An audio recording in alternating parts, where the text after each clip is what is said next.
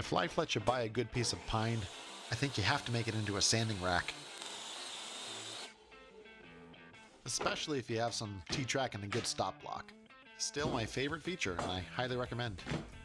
And if you have a miter saw at home and you haven't used your depth stop, give that a try too. Don't be afraid of it. It's actually really easy and really fun. And believe me, I nitpick like the rest of us, and I want things to look as good as possible, but this does not have to be perfect, and you can always rebuild it. Square enough.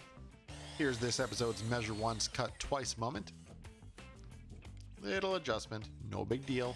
I did design these to be replaceable as they wear out. That being said, they're still gonna look cool. I'm becoming a big fan of wood stain. A little goes a long way and it goes on very easy. Up next, getting the top screwed in, which proved to be easy enough. And yeah, it's almost square. That's the name of the channel. Anyways, I felt this trim was nice, and the black shelves, right on theme. I'm pleased. You pleased? I'm pleased. Yup, that fits good. And so do these. Each and every one of them. Welcome to the family, Bre. I've attached your ceremonial cleat, and you shall take your place upon the wall. We've reached the end. Tell me what I should build next, and subscribe.